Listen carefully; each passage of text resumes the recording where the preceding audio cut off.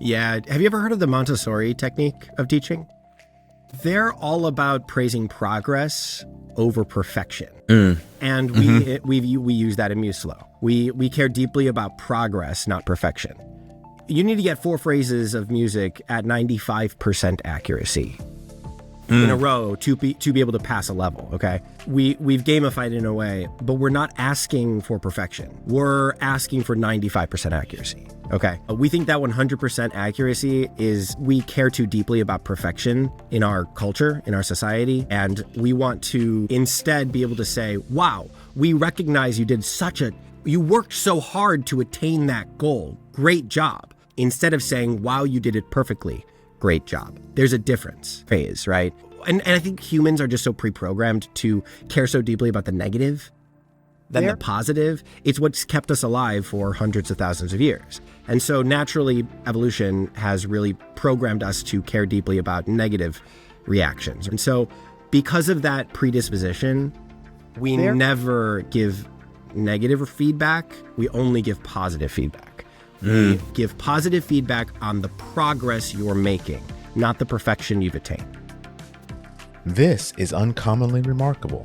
We have surprisingly casual discussions about the lives and notable accomplishments of community leaders, entrepreneurs, and everyday folks like you and me. Think of this podcast as an opportunity to learn something new and to pick up on an entrepreneurial tip or two through open conversation. I'm Artis Beatty. I'm a doctor of optometry and the chief medical officer for My Eye Doctor OD. Though we will inevitably touch on topics within my area of expertise, the opinions and conversations held here are separate from my work with My Eye Doctor. Welcome to the show.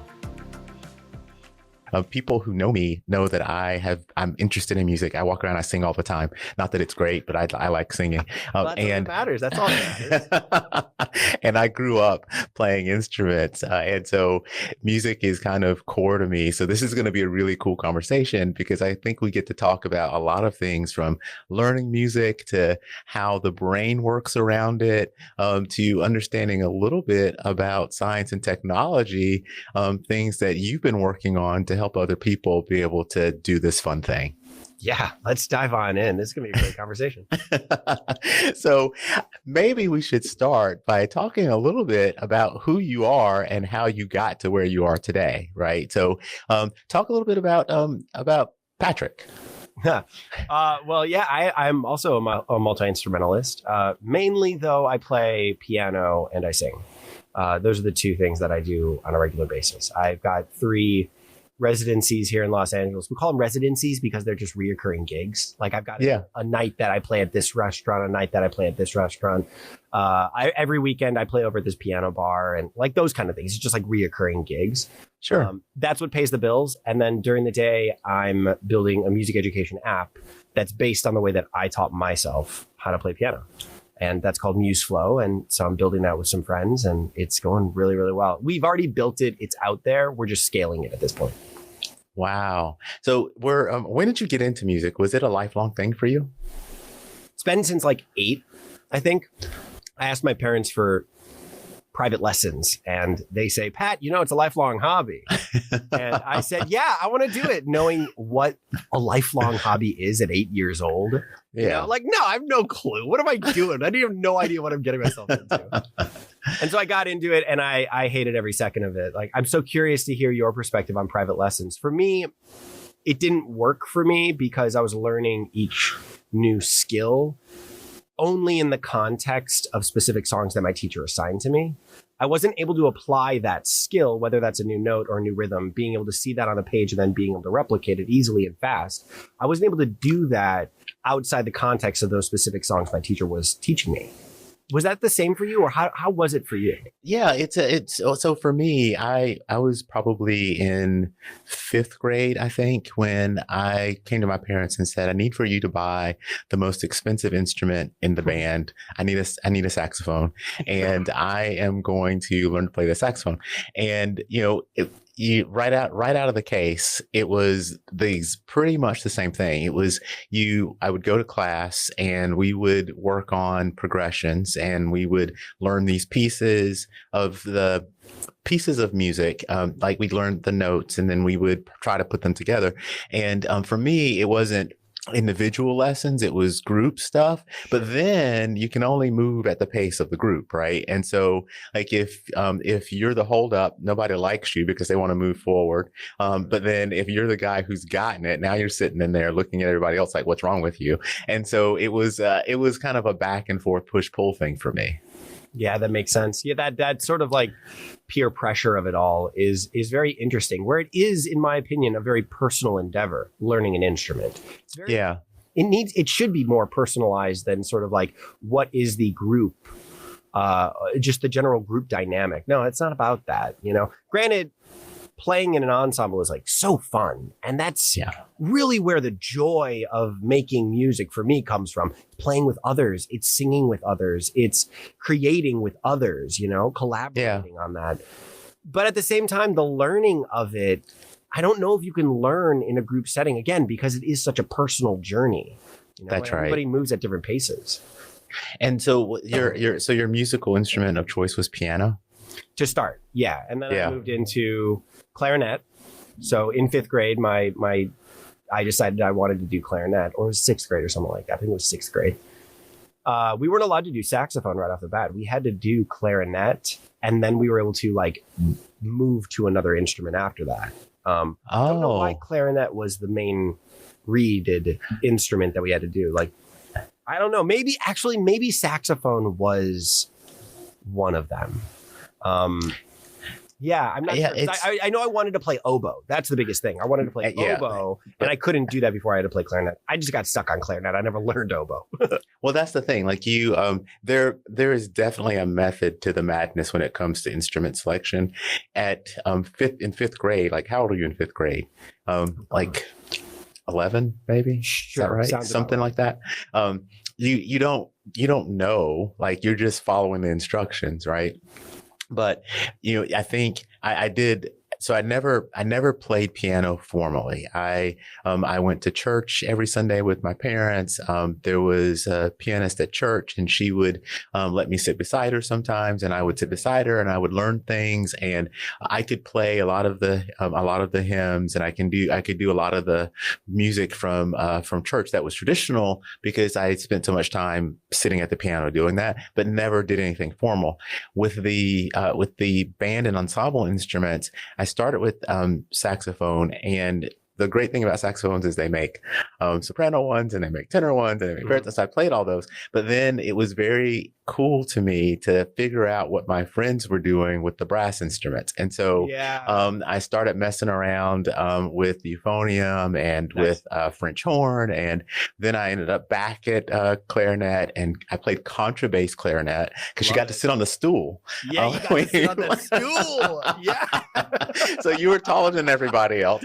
So that was kind of cool for me. And so I did a lot of back and forth and doing a lot of instruments. But the thing about it was, for me, that I had a formal instruction for saxophone, and that became the building blocks. And everything else was kind of like, now that I know the basics of this one, what part of that can I take and move it to this one and make it work, right? Mm-hmm. And so it was one of those things. It was trial and error, understanding a little bit about the differences, but eventually you can move around and get most things to work the way they're supposed to. Yeah. There's a lot of people, I have a couple friends that work in pit orchestras. They are wind instrumentalists in pit orchestras. So they can play clarinet, they can play bass clarinet, they can play saxophone, they can play oboe. They're the like wind person for the pit. And the thing about the pit is like, you have to be able to kind of move between all these instruments. That's a big selling point of any instrumentalist when it comes to being employed by a pit orchestra, right? Or in a pit orchestra, is that you can play all these different instruments. So it is very common for those people, though it is to like learn one instrument and then apply the skills that they've learned in that one instrument to all the other instruments that they want to learn. But it is rare that they start on an instrument like sax, because you're reading in treble clef, right? Yeah. And then like you say contrabass clarinet, you're reading in the bass clef. Bass clef, yeah. So the thing about piano and why it's so universal is because you're reading in both bass and treble clef at the same time. And And so when you learn piano, it is more, other instruments are more accessible because you already know how to read Western notation in both clefs. Oh, that makes sense. That does make sense, because that was arguably the hardest part, right? Is when you learn treble clef and then having to learn, because it's transposition, right? So you're just taking the lines and moving them up, and so you can do it, but it was not reading music, which we should talk about this in Museflow too. Reading music it becomes second nature. It's like reading a book. And so when you change clefs, you can change the book language. And until you get used to the book language again, it's very difficult to do. And so, but it was not something that you couldn't learn, right? And when you're trying to do it on your own, you figure out, well, nobody's going to sit here and teach me how to do this. So let me figure out what the difference is. And really, it's math. You just move transpose. And so, that's so awesome. That is unique. I don't know if anybody's ever really described reading in different clefs in terms of transposition. You're the first person that has ever explained it that way to me. Well, it's probably because, I'm a scientist at heart. And being a clinician, I kind of think of things in a logical sense. And so I've always applied it that way, right? So, I would look and I see patterns very easily. And so I would look at the treble clef and I'd look at the bass clef and I would be like, oh, well, if I count this on every note I see on bass clef, it matches what I see on the treble. It's a math thing. So now I know where I am, right. And then I could follow along. So interesting. Cool. Love that. That's very math forward, very scientific forward. A very interesting interpretation of the bass and treble clef. I love it. I think it's so cool. Well, talk to me though about your education and your background though, because you decided you were going to play piano, and did you just have a piano like laying around? Like what made you start with piano? Yeah, we had an old beat up upright piano in our living room growing up. It was given to us by a family friend who played at a piano bar in Chicago. That's where I grew up, in Chicago. And so this family friend, Joe Krieger, shout out to him. He's kind of a mentor for me. He's a pianist. He does exactly what I do, but in Chicago. Plays at a bunch of different restaurants, plays at different piano bars, and he does church. He does church on Sundays as well. He leads their choir and plays piano for them. And so he gave us this old, beautiful, like bright piano. Like it sounded very tinny. Because it's been banged on for years and years and years. And there were these big old like sweat stains from cups, like glasses that were like on the piano everywhere, because everybody just like went around the piano for him, that they were all hanging out around the piano and they put their glasses on it. So we inherited that. Yeah. It's a beautiful. That's pretty awesome. I love that thing. And then you did this, you did the private lessons, and for how long? 8 years. Wow. 8 years. And my parents, they really made me commit to that lifelong thing. They were saying it's a lifelong hobby, and they grounded me if I didn't practice. Well, at that point, it was half your life, right? So, yeah, right. Right, totally. And yeah, they really made me commit to it. And look, I thank them every day for it, but like that is not the optimal way to get a kid to learn how to play an instrument, I took 8 years and I hated it. I really did not like it. It was such a drudge, and I had to really the word discipline was very much a part of our household at that time. Mm-hmm. And I kind of hate that word when it comes to music education, because the goal of music is to inspire, right? And in my mind, if I want to learn how to play an instrument, I want to be inspired to learn how to play the instrument. So the problem was with the pedagogy. The problem was with the way I was being taught. And so I ended up going back to music after those 8 years of lessons. I went back to my parents' sheet music. They had a bunch of musical theater scores. And so after all these lessons, my teacher retired. And so then I just started flipping through this music that we had, trying to learn every note by note by note. And eventually I found a little pattern that I really loved. And then I closed the music and I just played that pattern over and over improvising around that pattern. I put it in all these different musical contexts. I put it in my right hand. I put it in my left hand. I inverted it. I played it backwards. I slowed it down. I made it faster. I made it loud. I made it soft. I really just fleshed it out, right? Improvising around it, adding more to it. And I was like, wow, that was really, really fun. And so I kept doing that over and over and over, doing these improvisations. That's amazing. And that was what really taught me how to play. Yeah. Not the traditional lessons. That process was what really taught me how to play, because when I got to college, I was the only acting major that could play piano. And all these musical theater people with their own music in front of me being like, I want to practice this song. I want to practice this song. And I'm like, cool, let's do it. Let's see what this song is all about. Right. And so they throw it in front of me and I start playing it and they're singing it and I'm playing it. They're singing it. I've never seen the song before.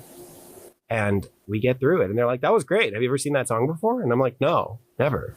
They're like, wow, that was really good.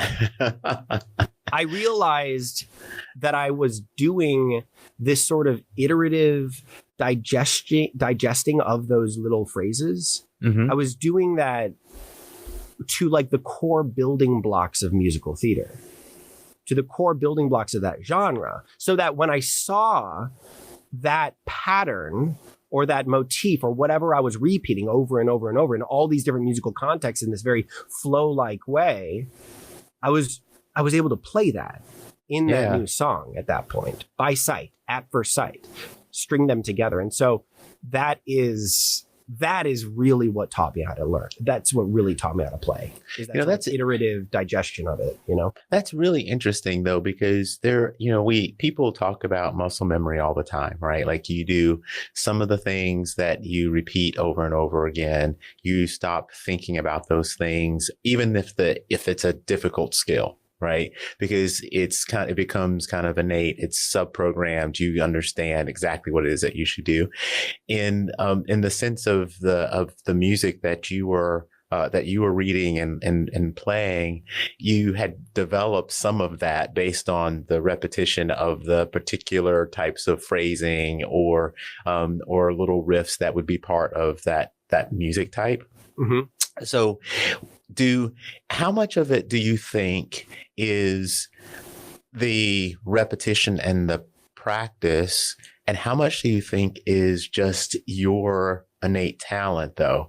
Because when it comes to skills like playing piano or people who sing very well, or there's a lot of talent that's kind of baked in there, and it can be a little bit intimidating for a person who is not necessarily known for their talent for doing that to think, oh wow, maybe I could do that too. I think it's, as is everything, nature versus nurture, right? I think nature does have a part of it. You can have a predisposition to being really good at playing multiple rhythms. You can be a really good dancer. You can have rhythm just so innate within you. And some people are incredible with pitch. Like one of my great friends who doesn't sing anymore, she has some of the most incredible ear that I've heard. When she sings, she is so on pitch. She is not flat. She is not sharp. She is right there in the core of the note. Every single time, no matter what she sings. Blows my mind every single time, because she hasn't taken lessons in decades, She hasn't been in a choir in years. She hasn't sang professionally or semi-professionally in like a decade, right? Right. But she can still do it. And I think that's just a part of her nature. I think she has an incredible tonal center.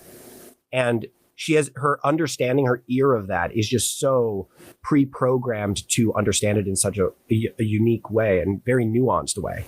Whereas I don't know if I had a lot of predispositions to music in general. My parents were artists. My dad's an actor and a singer, and my mom was an actor in college, but then she realized she had massive stage fright, and so she went into news broadcasting. Right? Oh no! So she then became a producer of news.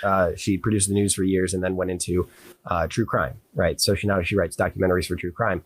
Nonetheless, two very, very artistic people, and she also sings too. And so I may have had a predisposition to being interested in music, but I don't know if it was ever pre-programmed, like I don't know. It's hard to kind of describe because like I think it's a sliding scale on both ends, right? The people that are more likely to be really good musicians, and then if that is cultivated, then they become really great musicians. But then the people that are not at all pre-programmed to be really good musicians, they can still work really hard at doing it and overcome their limitations and surpass the people with innate talent. Because I do think talent also becomes a crutch for a lot of people.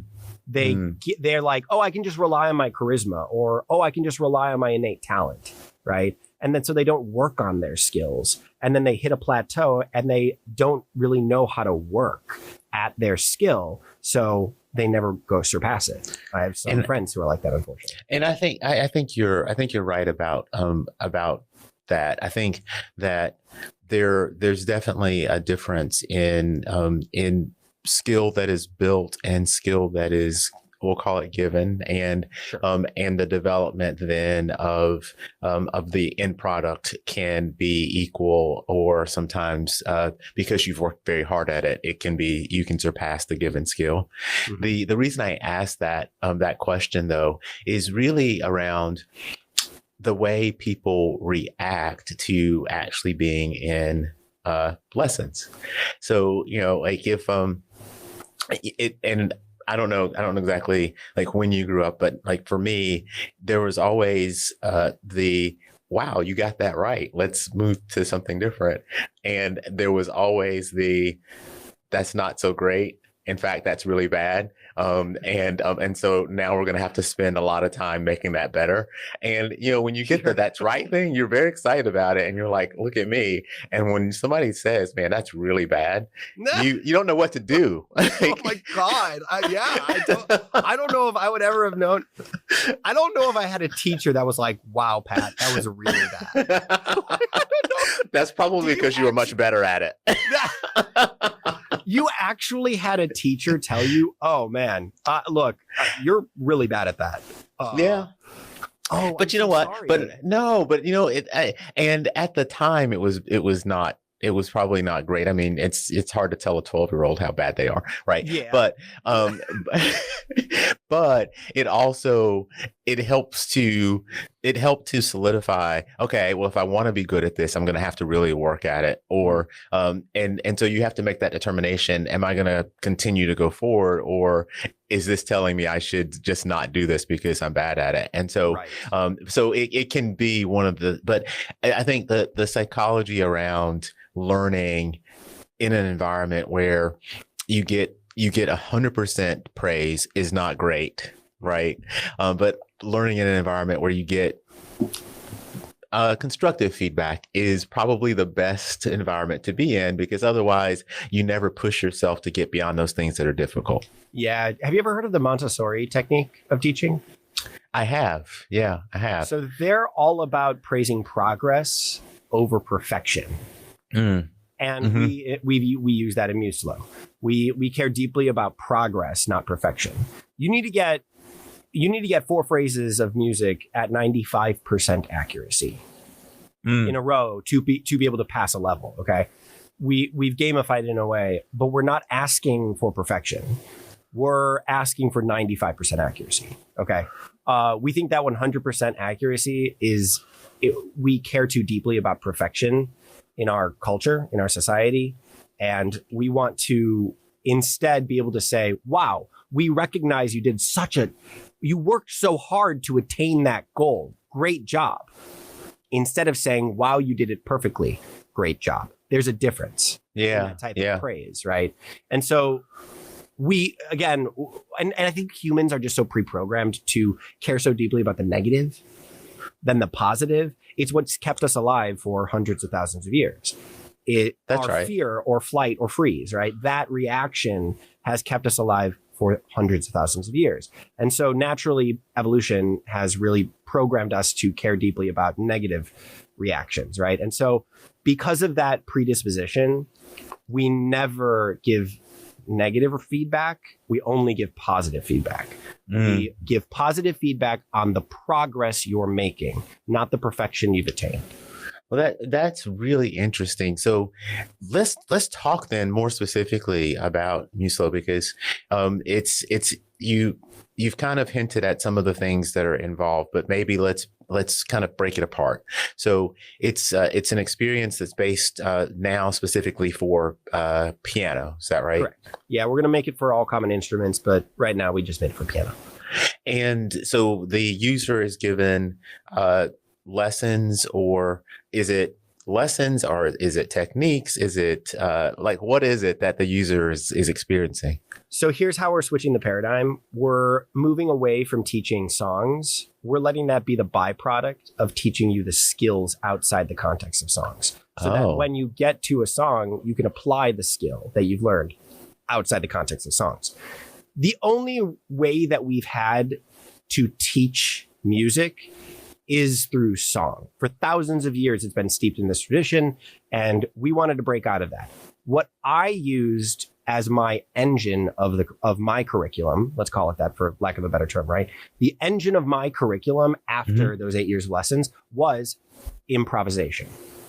I was kinesthetically learning the rudiments of musical theater in this very improvisational way. I was putting those rudiments in a multitude of contexts, and I was really learning it outside the context of songs, so that when I got a chance to see that rudiment in a song, I could then replicate it because I'd had improvised in all these different musical contexts. Yeah. Yeah. So what we use is what's called sight reading, the act of reading music at first sight. Okay.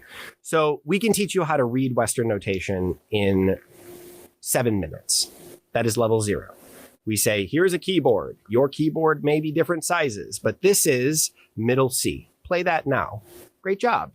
And then we move on from there, right? We say, these are the lines of the staff. This is where middle C is in the treble clef. This is where middle C is in the bass clef. Great. Play those immediately. It's called just-in-time learning. What we realized is that we give you the skill and then you immediately apply it. Okay. We don't care about the theory just yet. We'll let you get down that road a little bit later, right? But right now, we want to get that kinesthetic understanding of that note related to what you're seeing on screen, right? Got it. And then we get you in our first lesson. The first level is middle C, played with 3 different rhythms: quarter notes, half notes, and whole notes. And we teach you what those are. And we get the time going, right? We get that metronome counting with the cursor that's right there on the screen pulsing. And then you start to play and the cursor moves across the screen. Music is generated in this, it's always changing. It never repeats, so that you're learning this note and these 3 rhythms, not in this sort of rote way. You're learning it, again, outside the context of a specific song. Sure. Right? So that you're flowing, you're going, you're reading music that is right there at first sight. And you got to get 4 phrases in a row at 95% accuracy at the goal tempo to be able to pass that level. The next level, we add D in the right hand. The next level, we add B in the left hand. So now you got 3 notes and your first song is unlocked at that point. At the end of level 3, you can then play 4 songs that we unlock in the repertoire section so that you can apply what you've learned already to songs. And then you do the process over. We add another note, add another note, add another rhythm. We add another time signature. We add another note, another note. We add harmony at that point. Okay. We add polyphony, is what it's called. Poly, multiple phonic notes, multiple sounds, playing multiple, you're playing 2 notes at one time, right? Yeah. And then you continue and progress and move forward. By the end of unit 1, you're learning, you have 14 notes, 3 time signatures, and you're playing in harmony with yourself. And all the songs that we've unlocked throughout that game, you can then apply the skills to those songs, right? That's pretty amazing. So we are just adding another step before songs.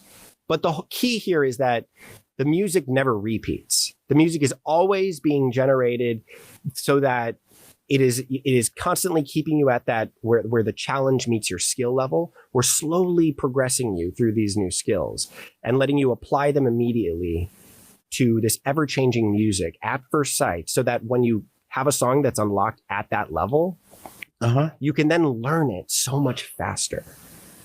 That was a huge issue with me with traditional lessons. I was learning how to practice songs. I wasn't learning how to play those songs, if that makes sense. That makes a lot of sense, because there's a difference, and it's a subtle difference, but once you understand the difference, it becomes, you really do see that if you're like rehearsing to play a song is a lot different than learning the song.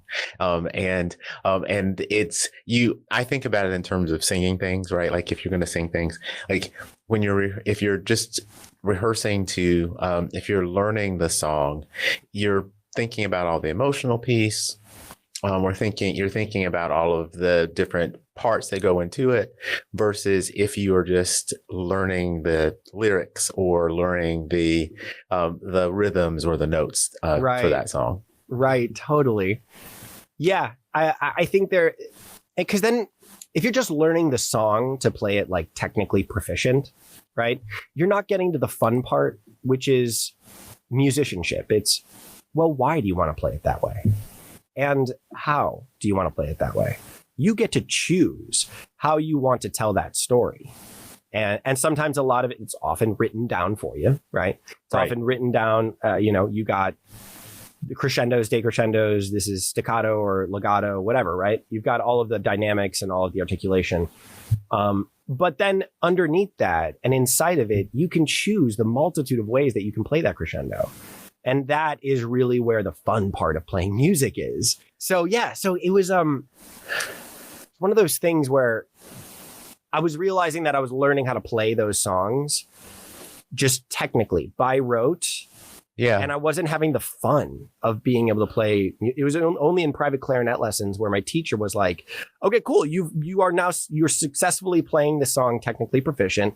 Let's talk about musicianship at this point. Let's talk about dynamics and crescendos. Let's really flesh it out for, what the competition that we did was solo and ensemble. Right. And so we always did that. And so my solos were so fun because I was able to just truly tell that story and care about the emotion of it all. Again, at the end of the day, it's just storytelling, right? Reading is reading. Yeah. If you didn't know how to read, then you can't really tell a story. Now, let's get you to a place where you can read proficiently and fluently, and then you can really imbue those words with emotion. It's the same analogy with music, Let's imbue the music, the notes that you're playing with the emotion behind it. We just want to get you there faster. But when you think about doing it the way that Museflow does, do you think it plays with a different part of the learning structure or the way the brain processes learning? Since you're trying to build a flow to be able to get into, the gamification is there's a reason that games are fun, right? And so talk to me a little bit about how you think about that relative to learning and how Museflow is set up to enhance the way people learn.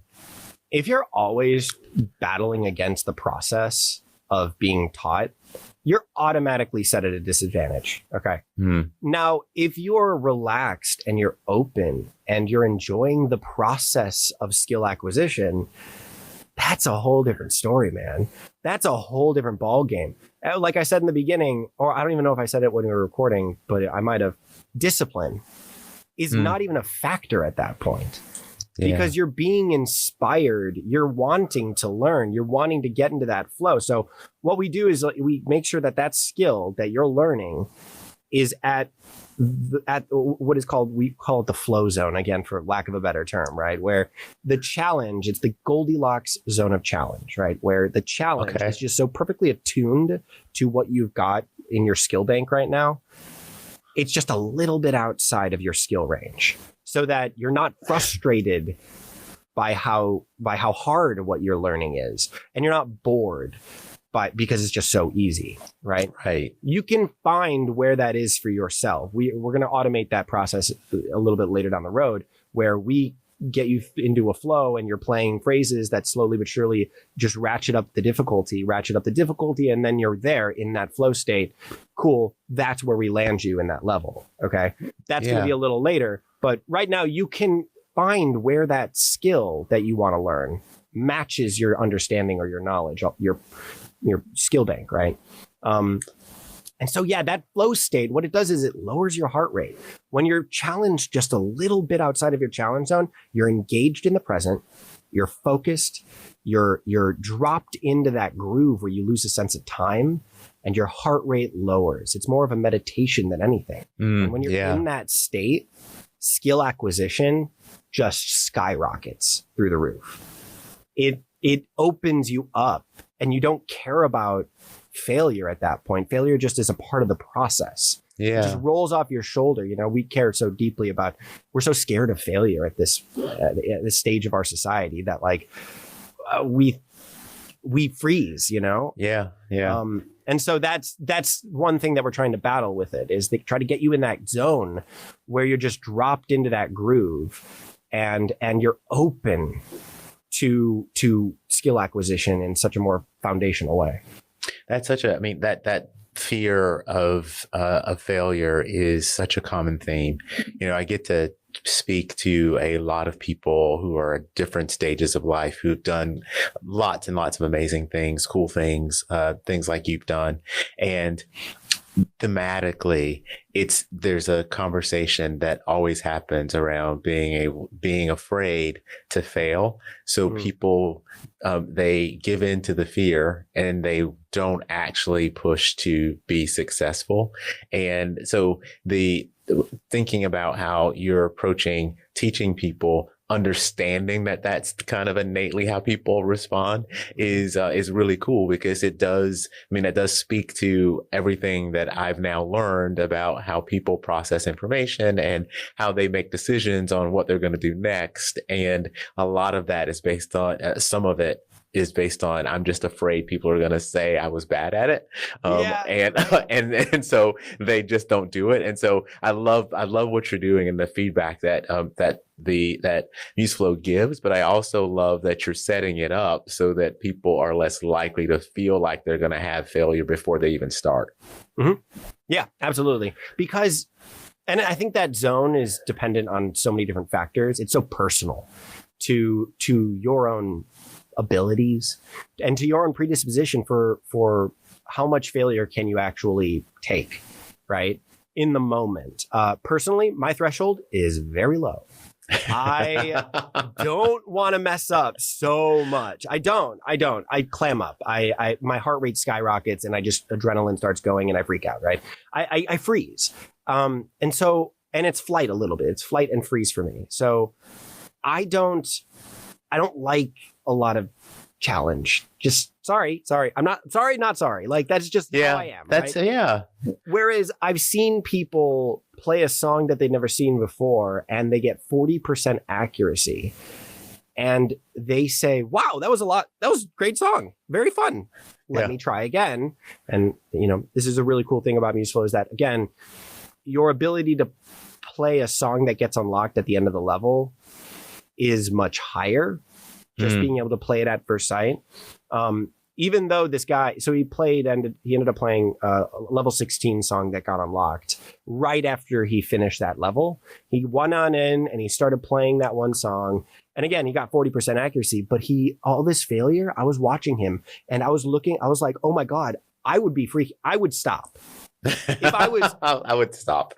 Yeah. If I was, and I was like about to tell him, I'm like, okay, no, you don't have to, don't worry. But no, he just kept going. And I was like, what is going on? Got to the end of the song, said, wow, that was really cool. That was really fun. And he immediately restarted the song, played it again, and he got 85% accuracy at that point. And that's what it's all about, right? And I've messed around with other types of apps that have some of this stuff that goes on, right? Like none of them as advanced or as yours, but you get to mess up a lot during the process, and it feels good, right? Because you don't necessarily focus on the things you didn't get right, but you're focusing on the fact that, hey, I've never done this before, and I got 40% of this stuff to right the first time through, right? And then glass half full sort of thing. That's right. But then you learn as you go through the first time, and so by the time you see it the second time, you're like, oh, wait a minute, I saw this before. Now I'm nailing some of the stuff that was a surprise to me, and so I feel like that guy. I'd be like, no, I did great. I'm not going to stop. Awesome. That's so awesome. Your threshold for failure is so much higher than mine. And again, no fault on me. Like this is a personal thing. It's so personalized. And I think this is something that nobody's really ever talked about. It's like, when it comes to learning, when it comes to skill acquisition and education, if we can get to a place where we're personalizing that learning to the individual, I think there's something there. I wonder what a world would be where we were all kind of learning separately. And then what we did was immediately applied what we had learned to a group activity. Okay. There might be something there. And it's so personal. It's based on how you're doing and how you like to learn. Right. And that's kind of where we're going with this, right? That's the future of Museflow, where we can understand. We're building it so that we're training an AI right now to be able to recognize patterns in people's playing, so that say for example, you're getting this interval wrong, in this level, this one specific interval between maybe C and E, right? You're just constantly messing it up, and it's most of the time it's always in quarter notes. So we're like, and it's always in the right hand. Okay, well, we don't really know why you're messing that up, but what we can do is give you more of that, so that through exposure therapy, you can practice that micro skill over and over and over more often than you are with other micro skills, so that we can increase your proficiency on that micro skill to get you on parity with all the other micro skills that you're learning throughout the, and these are so intersectional, these patterns, that we wouldn't be able to define every single pattern. So that's why we have to kind of train an AI to be able to recognize those patterns. Because there's billions. There's billions of patterns that might occur in a user's playing. So we can't define those right off the bat.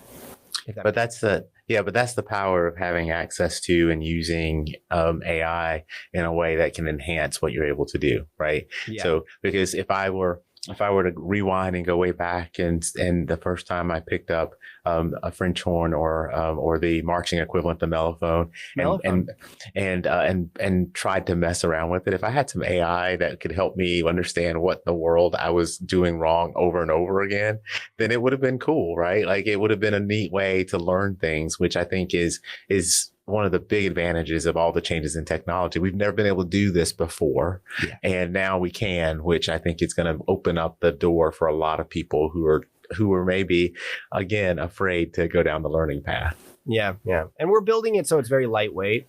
It's not going to be data centers all over the place and really, ruining people's, water and electricity. No. It's going to be a very lightweight, AI, so that we can just have that. We're thinking either it's going to be in the device itself, or we're going to be able to download it to your device. It's going to be in the cache on the front end. So it's going to be, we're making sure that it's very, very lightweight and it's very quick.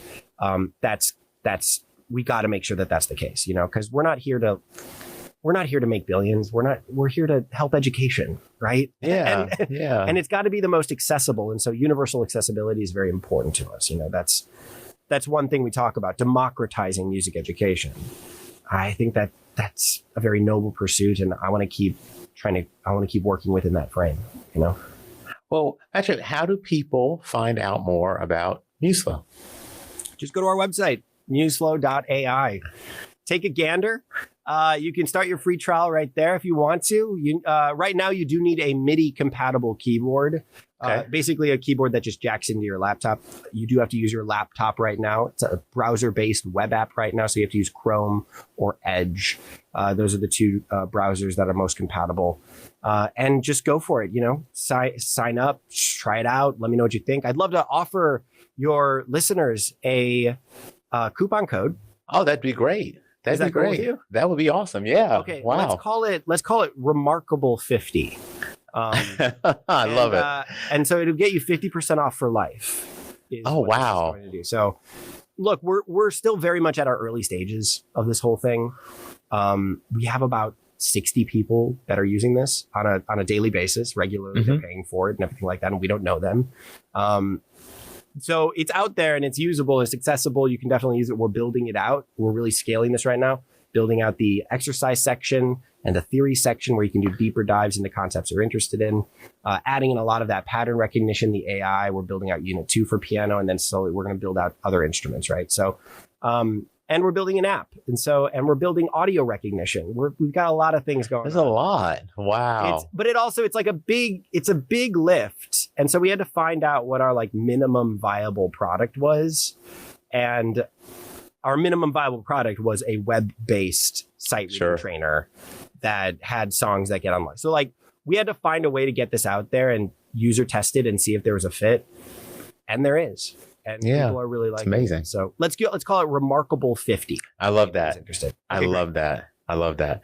So I am going to be keeping track of things for Museflow, because not only am I curious about the current product, but I'm very interested in the move to mobile devices. But I'm also interested in some of the instrument training that will come after piano. You can't see the rest of this room, but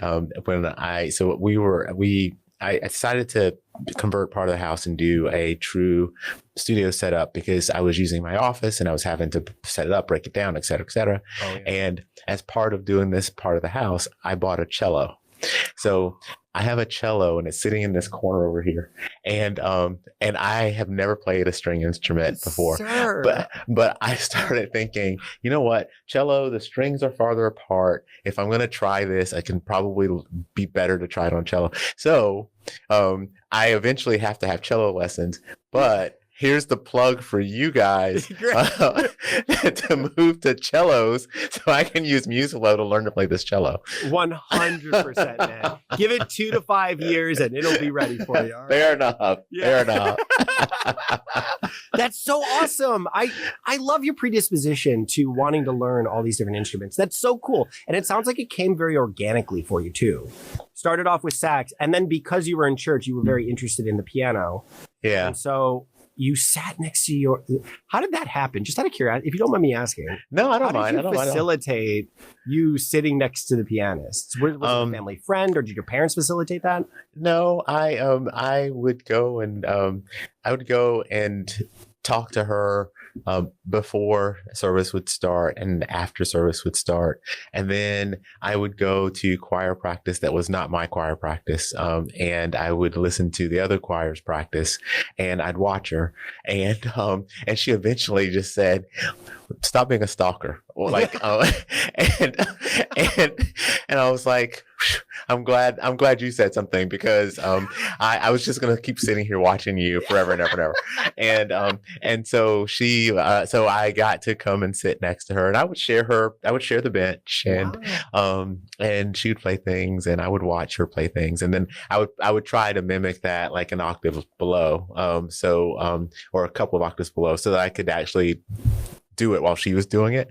And eventually she would quietly sit on the side and I would play the music. And then she would swap back when it was stuff that I didn't know. And it was kind of cool, because people never really knew. Like my parents would know, because I'd come home and tell them, well, during that part of the service, that was me, that was not her. And that's so cool. Yeah. And so, but it was a really cool experience. Wow. Awesome. Good for you for like tenacity, man. Just like sitting there because you're interested in the instrument. Wow. Bold. That's awesome. Yeah. That's really cool, fun. Man. It was fun. I think what a life lesson, right? If you're interested, just make it happen, man. Just like go That's right. and sit and watch and digest. And then eventually somebody's going to notice and be like, do you want to join? Yeah. Yeah. And I try to be open to that today, right? So if I notice there's a kid or a person who's really just interested in whatever it is that is going on or that I'm doing, like I always try to, do you want to help? Do you want to, because people, they don't get that all the time. Right. No, and so it'd be a shame for someone who wanting to learn something and they don't necessarily say anything if you don't kind of give them that opportunity. And so I try to do that all the time. So it really is a shame if they have an interest in something and the process to entry for a lot of these things to like learn it traditionally is like, it's just so high. Yeah, exactly. exactly. And so to open up those doors in this sort of mentor mentee sort of way, I love that. I feel like we need more of that in our world. Yeah, I think it's part of the reason that I really enjoy being able to have conversations with people like you. People ask me often, how come you decided to do a podcast? And part of it was that I spend a lot of windshield time for work, and so in my travels, you hear the news. It is never really good. You hear all of the infamous things, but you don't really get to spend time listening to people talk about things that are positive or doing things that are for the good of everybody, right? And so I thought to myself, I know some of these people. I could talk to some of these people. I'm going to find people who do good things, and we're going to talk about it. And so here we are. That's so cool, man.